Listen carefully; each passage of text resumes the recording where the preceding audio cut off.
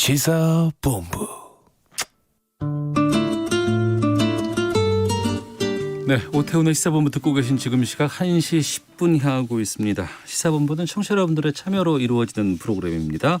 샵 9730 이 번호로 의견 보내주시면 되고요. 짧은 문자 50원, 긴 문자 100원, 어플리케이션 콩은 무료로 이용하실 수 있습니다.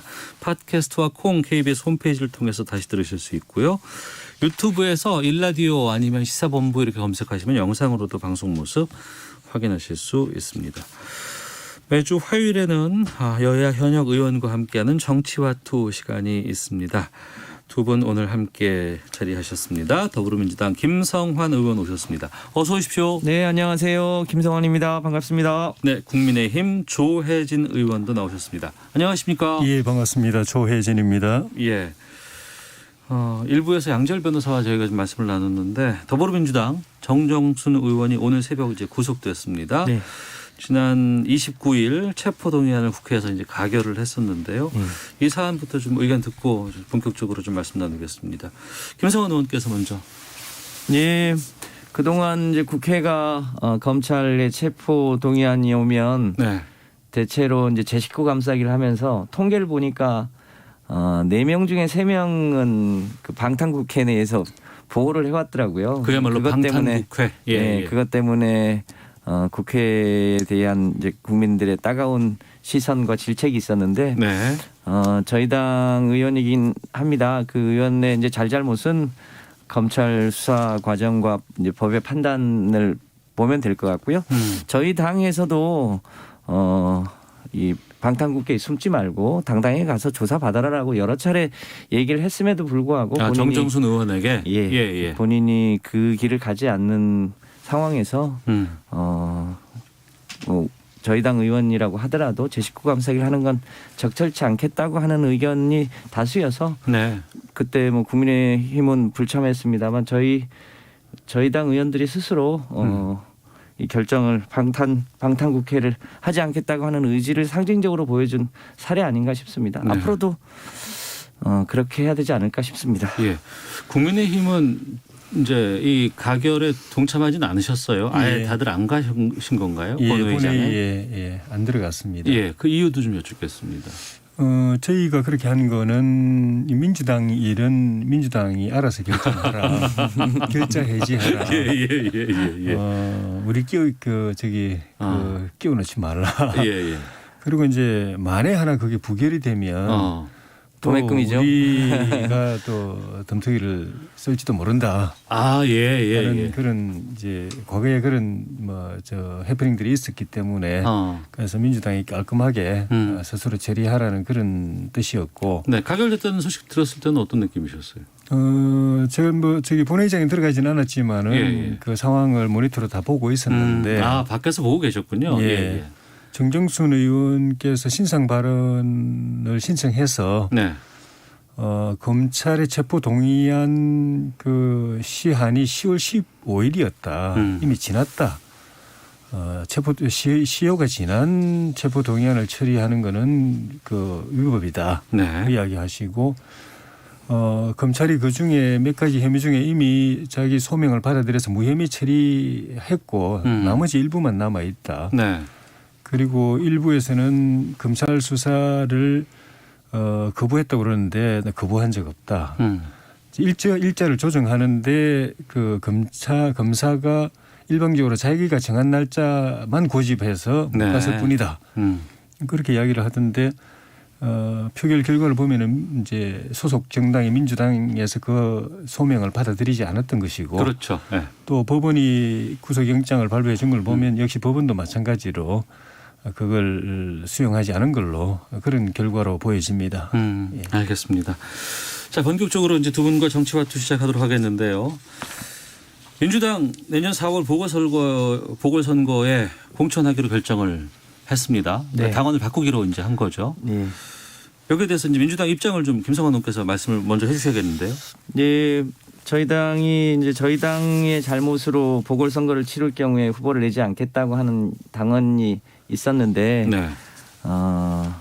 여러 가지 이제 당내의 여론, 국민들의 여론 등등의 찬반도 있고, 그러니까 저희가 이 잘못에 대해서 그것을 부정하는 건 아닙니다. 네. 저희 당의 잘못이고 그 부분에 대해서는 여러 차례 저희가 사과와 양해 유감의 말씀을 드렸는데, 그럼에도 불구하고 서울시장과 부산시장이 갖는 지위가 매우 중요하고 또 저희가 후보를 내지 않을 경우에 이제 국민의당 후보가 당선될 가능성이 높은데 국민의당에게 맡기는 게 맞겠냐라고 하는 또 여러 분들의 우려도 있고 해서 후보를 공천해서 시민들에게 선택권을 두는 게 네. 좋겠다고 하는 이제 당 지도부의 판단과 이에 대한 당원들의 의견 수렴을 거쳐서 오늘 중앙위원회를 통해서 네.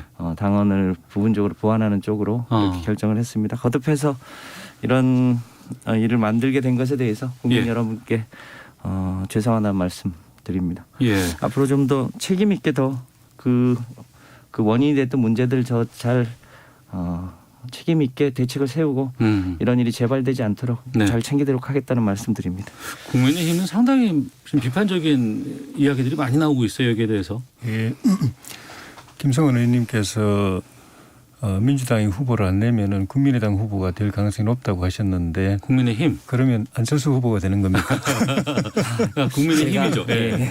미안합니다. 이름이 비슷해가지고. 국민의힘 예. 이름이 비슷해서 죄송합니다. 한자만 틀리니까 좀 그런 일이 있는데 이번에 그 당헌 당규 개정을 추진하면서 민주당 지도부가 한 이야기가 예.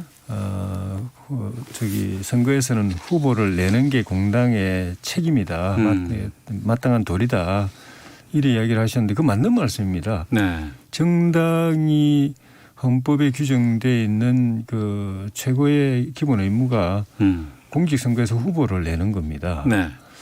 그건 뭐 당연하고 기본적인 일인데도 왜 5년 전에 문재인 대통령께서 당 대표이실 때 네. 그런 경우에는 우리 후보를 안 낸다. 정당의 기본 책무가 그 후보 추천인데 후보를 안 낸다라고 공표를 하시고 또 당헌을 그렇게 바꾸고 또 그 당시에 고성군수 저희 당 그 출신 군수가 낙마해가지고 보궐선거 했을 때 네. 저희를 보고 후보 내지 말라고 이렇게 하셨는지. 아. 그러니까 저는 뭐 좀 멸함된 말씀이지만은 예. 그 민주당은 그 선거의 필요에 따라서 그때 이렇게 당헌이라고 하면은 당의 헌법인데 예. 국민들에게 지속적으로 장기적으로 지키겠다고 하는 가치를 약속하는 건데 그때 선거의 필요에 따라서 당헌 당규도 만들었다가 바꾸었다가 이렇게 하는 거는 저는 민주정당의 모습이 아니라고 생각합니다. 네. 그래서 이번에도 그런 점에서 굉장히 유감이고 그러면서 또 전 당원에게 뜻을 물어서 한다고 이제 하셨는데 예. 실제 당원 투표 참여율은 굉장히 낮고 또 민주당 내부의 규정상으로도 좀 하자가 있어 보이는데 네. 그거를 밀어붙이는 건 여러 가지 면에서 좀 그 국민 앞에 좀 체면이 안 쓴다는 생각이 들고 하여튼 그거는 이번 선거 때 그 서울 시민과 부산 시민들께서 그런 걸 감안해서 네. 평가를 안 하시겠나 생각합니다. 네. 여기에 대해서 김성환 의원님. 네, 일단 저희가 전당원 투표를 했는데요. 이건 뭐 이제 의결 절차를 밟는다기보다는 당원들의 의견이 어디에 있는지를 이제 분포를 확인하는 그런 절차였고요. 그래서 뭐 의결 정적수 문제가 있는 건 아니고요. 2015년에 그때는 왜 이렇게 하셨는지에 대해서 좀 물으셨는데. 당시에 혁신위원회에서 여러 가지 고민 끝에 우리의 규칙 쌓이고 있을 때 어떻게 하는 게 당연 책임 있는 자세겠느냐라고 하는 당시의 판단이 있었던 것 같고요. 네. 지금 이 상황에서 또 당이 어떻게 결단하는 게 맞느냐에 대한 더 이제 다른 차원의 고민이 있었던 것 같습니다. 거듭해서 저희가 당원을 변경하게 된 것에 대해서 국민 여러분께 사과의 말씀드리고요. 저희가 책임 있게 그 과거의 잘못을 다시 반복하지 않으면서 네. 책임 있게 시정을 이끌어 나가겠다고 하는 새로운 각오와 비전을 국민들한테 보이는 것을 통해서 그 잘못을 치유하려고 그렇게 생각하고 있습니다. 저는 그때 그런 원칙을 혁신 차원에서 천명을 하시고 네. 당헌 당규도 그렇게 바꾼 그게 오히려 잘한 일이었고 이제 좀 죄송하다고 할 일은 그때 그런 당헌 당규를 만드는 걸 죄송하다고 하거나 아니면은 그걸 다시 이제 바꾸게 된 걸 이제 죄송하다고 하기보다도 네. 그 원칙을 지키지 못하고 이번에 결국 이제 말을 이제 뒤집게 되는 이것에 대해서 나중에 또 다시 또 사과할 일이 생길 가능성이 있다. 어떤 뜻이죠? 그러니까 그때 가서 그때 저희가 당헌 당규를 못 지켜서 죄송합니다. 선거 예. 때문에 그냥 다 그걸 뒤집어서 그렇게 뒤집었는데 예. 그때 정말 잘못했습니다. 이런 말을 나중에 또 하게 될까. 예. 그래서 이게 상대당의 일이니까 시시콜콜 말하는 건 사실 좀 뭐 간섭 같기도 해서 이제 예. 길게 말씀드리기는 어렵지만은 예. 지난 그 원칙을 그대로 꿋꿋하게 지키는 것이 명분이 있지 않았겠는가. 네. 너무 민주당이 저희가 반은 배우고 반은 안 배우고 싶은 게 선거 승리가 지상 과제고 네. 이기는 게 최고고 하기 위해서 뭐 모든 방법을 다 동원해서 하는 거 그러니까 계속 이기니까 부럽기도 해요 사실은.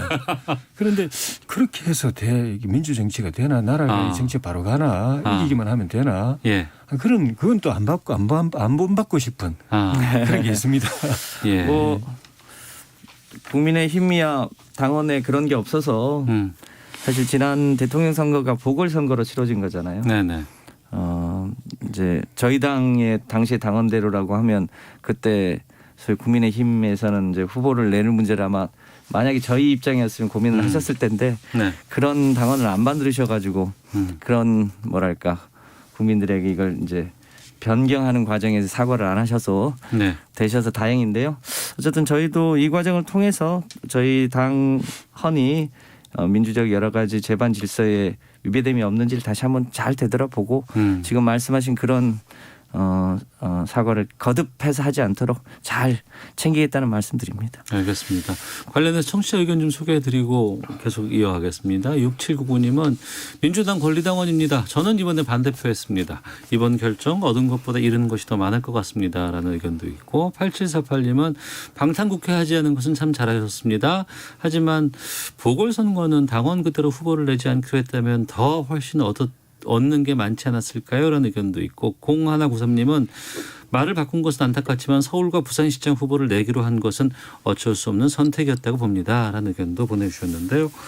어찌됐건 내년 4월에는 그러면 이제 보궐선거에서 이제 국민의힘, 민주당 다 모두 후보를 내실 거예요. 이제. 예.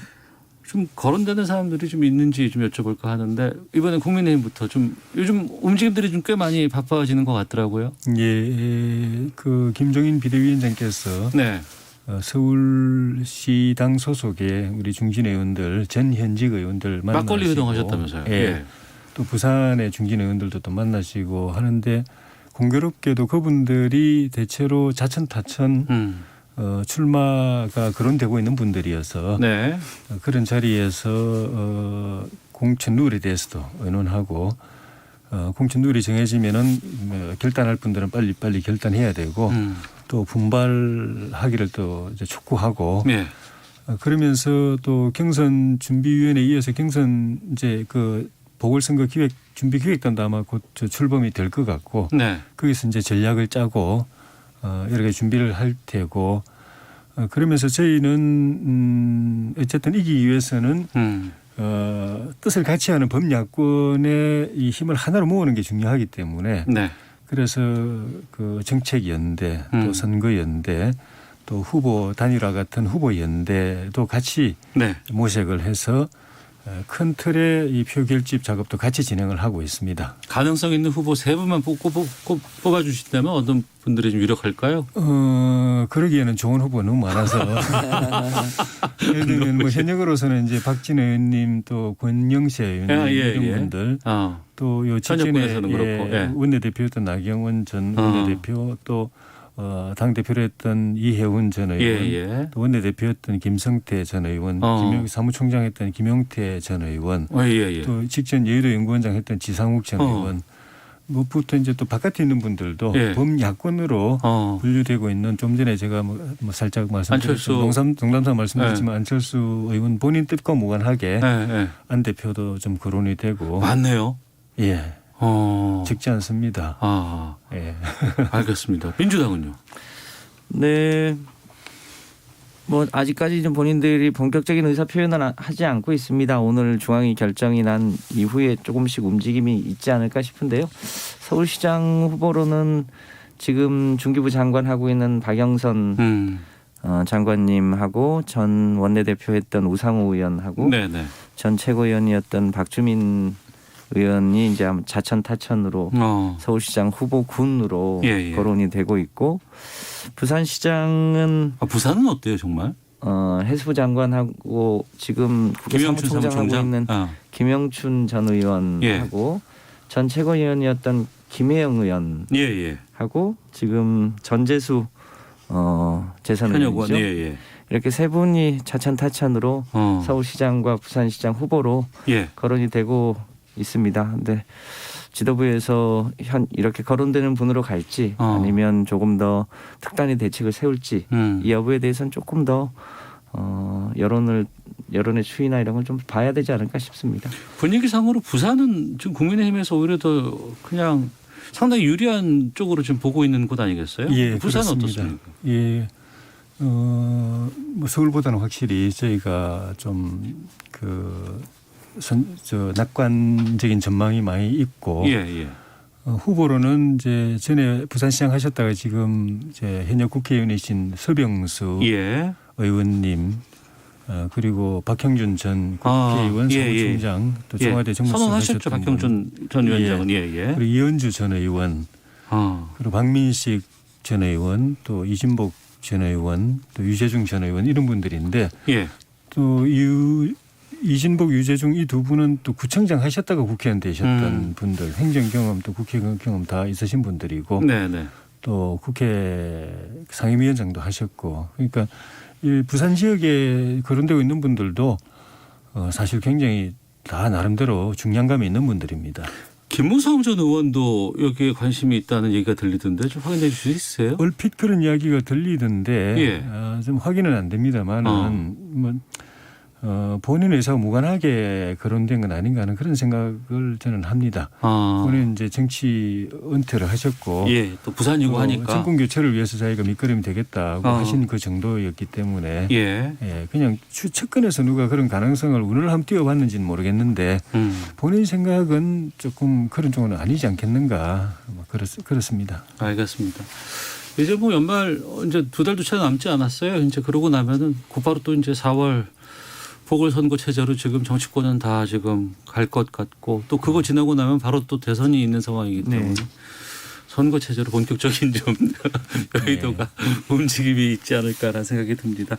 자, 정치와투 더불어민주당 김성환 의원, 국민의힘 조혜진 의원과 함께하고 있는데요. 다음 주제들은 저희가 헤드라인 뉴스 듣고 기상청 교통정보 확인하고 와서 두 분과 계속 말씀 나누도록 하겠습니다. 네, 정치와투 돌아왔습니다. 이명박 전 대통령 어제 저희 그 생방 도중에 사저에서 출발해서 서울중앙지검 향했고 또 신원 확인 이후에 서울 동부구치소에 수감됐습니다. 그리고 이제 하룻밤을 지금 보낸 상황입니다. 어제 노년동 사제 이제 종편들에서 생중계로 이제 연결을 하던데 조혜진 의원님 모습이 거기 계시더라고요. 예. 어떤 일들 그 안에서 있었는지도 좀 궁금하네요. 저는 이제 서울시장 때부터 비서관으로 모셨기 때문에 인연이 오래됐고 그래서 이번에 대법원 확정 판결 났을 때도 그 다음 날 바로 가서 따로 뭐 뵙고 또 인사를 또 드리고 또 구치소로 다시 돌아가는 길이어서 미 교수일 때는 좀 면회가 비교적 좀 자유로워서 저도 2번인가 3번인가 다녀왔지만은 이제 기결이 되면은 가족 이외에는 면회도 쉽지 않다고 그래서 이제 다녀왔고 전 이제 청와대 비서실장이나 수석들, 비서관들, 전 장관 차관들 또 전 현직 의원들에서 대략 한 언제 또 뵐지 모르겠다는 생각들 다들 모여서 한 50에서 한 100분 정도 오셨던 것 같은데 모셨던 저희들이야 뭐 저희가 잘못 모셔서 이렇게 돼서 송구하다. 예. 예, 그렇지만 또 뭐 사필 규정이 되실 거다. 건강 꼭 잘 지키시라 이런 당부의 말씀을 드렸고 네. 본인께서는 일단 뭐 이런 일 자체에 대해서는 국민께 좀 송구한 마음이겠지만은 이 그 수사와 재판 결과에 대해서는 네.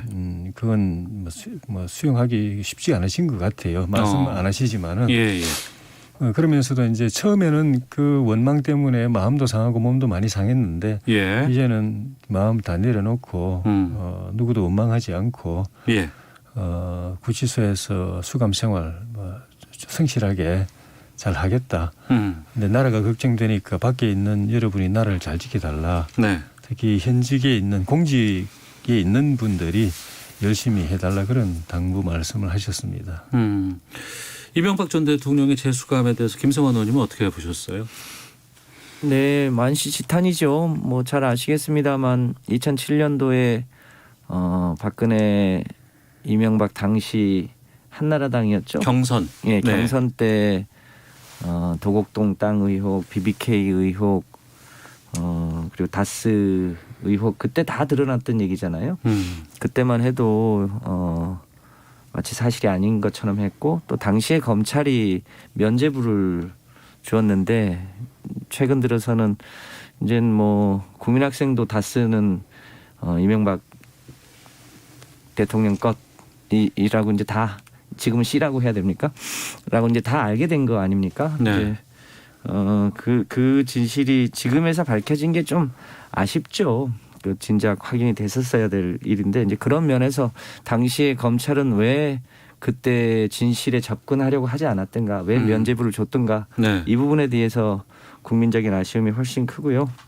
더 큰 문제는 이제 대법원의 최종 확정 판결이 났는데 네. 그 판결에 대해서 어떻게든 국민들께 실망을 시킨 점에 대해서 사과하고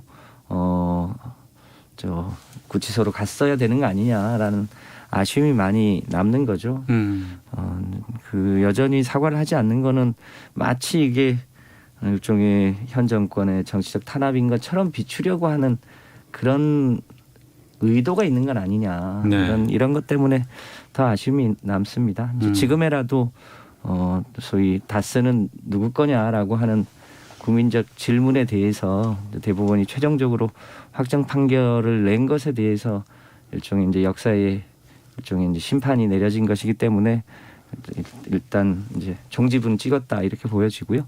앞으로 이제 이런 일이 재발되지 않도록 어떻게 할 거냐 이런 네. 면에서라도 공수처와 같은 일종의 권력 기구를 감시할 수 있는 장치가 조금 더 완비될 필요가 있겠다 이런 느낌을 받습니다. 네. 바로 직전 두 전직 대통령이 지금 감옥에 있습니다. 또 그 전에도 대한민국에서 대통령들이 상당히 좀 불행한 그 결과가 많이 있었어요. 이 부분 어떻게 보고 계신지도 궁금하고 앞서 이제 김성환 의원께서 재발되지 않도록 해야 된다고 하셨는데 어떤 노력들이 필요할지에 대해서 의견 듣고 다음 주제로 가겠습니다. 그러니까 역사의 소용돌이에 휘말려 가지고 불행하게 된 대통령들도 계시지만은 네. 그런 그 소용돌이가 없었는데도 한 분도 예외 없이 또 불행을 맞은 대통령들로 인해서 대한민국의 대통령 역사는 한 분도 예외 없이 하나도 예외가 없으면 이거는 징크스라고 그러거든요. 네. 예. 징크스라는 건 아무리 자기가 노력해도 벗어날 수 없는 주술 같은 거. 예. 한 명이라도 예외가 있으면 징크스는 아닙니다. 그런데 한 명도 예외가 없기 때문에 이거는 주술이에요. 네. 누구도 벗어날 수 없는 그런 게 돼버려 가지고 그중에 일부는 그냥 자연적으로 두면은 그런 일이 없었을 텐데 정치 보복으로 인해서 인위적으로 또 그렇게 만들어서 그 불행의 고리가 끊어질 수 있는데도 불구하고 또 정치 보복으로 인해서 해서 또 연결시키고 그 고리를 연결시켜 버리는 바람에 한 분도 예외 없는 징크스가 돼버린 겁니다. 네. 이게 대통령들의 불행이지만 대한민국 정치의 불행이고 우리나라 역사의 불행이고 국민들의 불행입니다. 그러니까 이명박 대통령 때 그 고리가 끊어질 수도 있었다고 봅니다. 그런데 뭐 4대 강이고 뭐고 다 목표를 정해놓고 보복한다, 감옥에 넣는다, 예. 손본다 목표로 정해놓고 다 틀었는데도 안 틀리니까 마지막에 꺼낸 게 다스예요.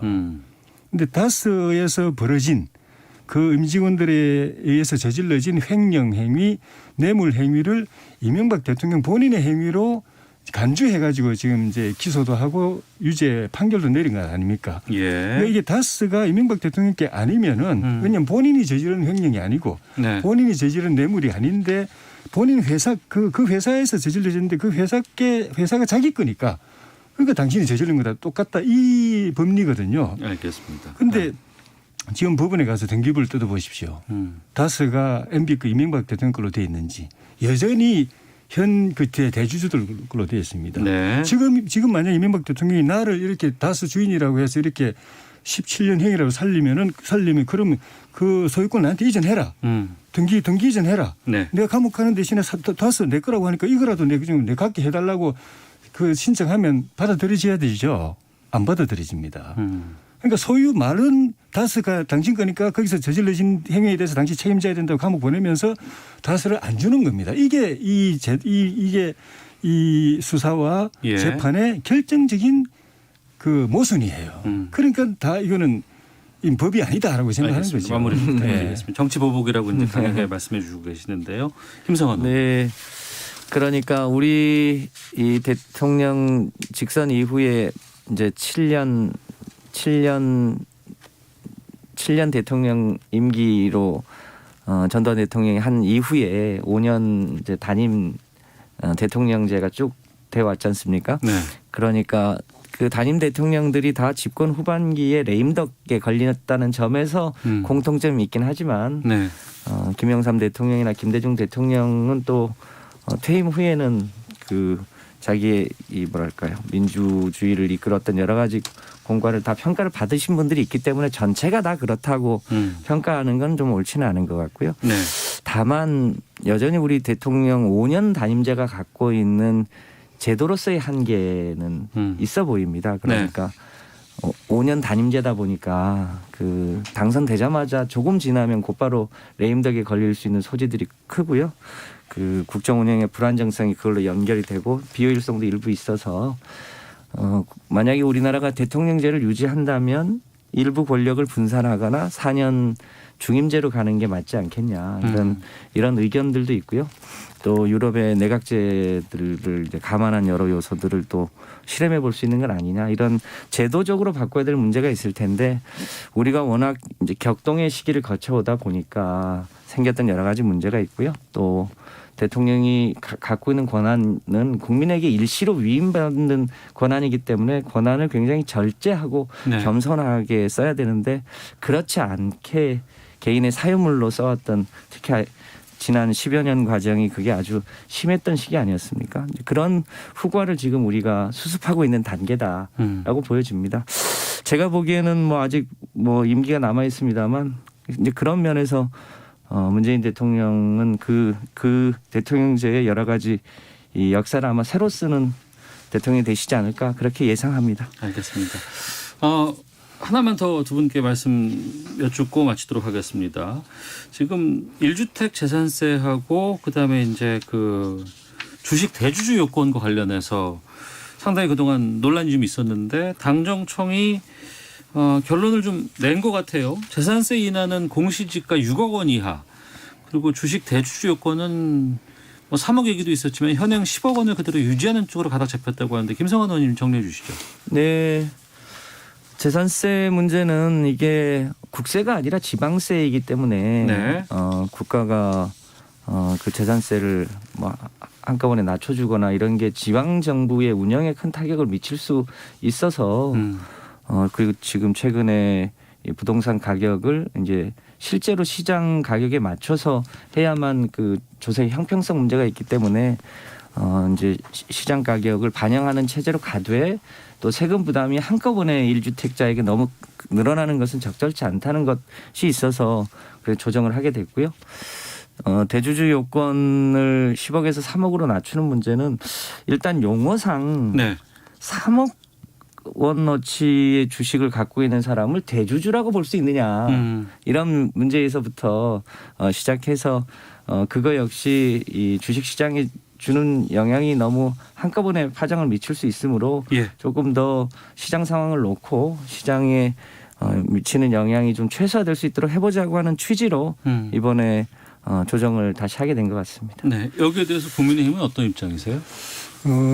정부가 재정을 너무 방만하게 운영을 한 그 공백을 메꾸기 위해서 여러 가지 이제 편법이 동원이 되고 있는데 지금 코로나 경기도 그렇고 그 이전에 국제적인 세계적인 경기 침체도 있고 해서 일부 다소간 확장적 재정 정책을 펴는 거는 그건 필요합니다. 네. 그런데 그것과 병행해서 반드시 해야 될 게 기업 규제를 완화해가지고 기업 활동이 활발하게 일어나서 재정 수입도 늘어나고 네네. 정부가 고민하는 일자리 문제, 서민 경제 문제도 해결되게 해야 되는데 예. 기업들은 꽁꽁 발목 묶어놓고 투자하고 싶어도 못하게 하고 일자리 만들고 싶어도 못 만들게 만들어놓고 재정으로 그걸 다 메꾼다고 하는데 그 재정으로 메꿔지는 일자리라는 게 사실은 부실 일자리들 뿐이거든요. 예. 그리고 돈을 거의 뭐 헬리콥터에서 뿌리듯이 뿌리니까 이번에 감사에도 다시 확인됐지만 역대급 부정수급들이 벌어집니다. 눈먼 돈이 막 그냥 날린다고 생각하니까 뿌려진다고 생각하니까 네. 머리 나쁘게 사는 사람들은 다 그거 빼먹으려고 이제 그 다 국민들의 혈세인데 그렇게 해서 메꿔진 걸 이제 세금 더 걷어가지고 메꾼다는 것 아닙니까? 네. 그 구멍 난 것을. 근데 부자 정시도 하지만 지금 이 제도들은 사실은 더 심각한 게 중산 서민들에게서 세금을 더 걷어가는 거기 때문에 더 심각한 거고 알겠습니다. 그래서 저항이 큰 거고 예. 저항이 크니까 정부도 여당이 이제 먼저 나서 가지고 이러다 이거는 민심 돌아선다 해서 이제 정부나 청와대에서 하던 걸 이제 제동을 일정 부분 거는 것인데 네. 이런 추세 자체가 근본적으로 바로잡히지 않으면은 또 다시 또 논란이 또 생길 겁니다. 앞으로 또 예산 전국이 또 펼쳐지기 때문에 그때 네. 또 이 부분에 대해서 좀 계속해서 좀 두 분의 의견 듣도록 하겠습니다. 자, 정치와투 여기서 마치도록 하겠습니다. 두 분 말씀 고맙습니다. 예, 네, 고맙습니다. 감사합니다.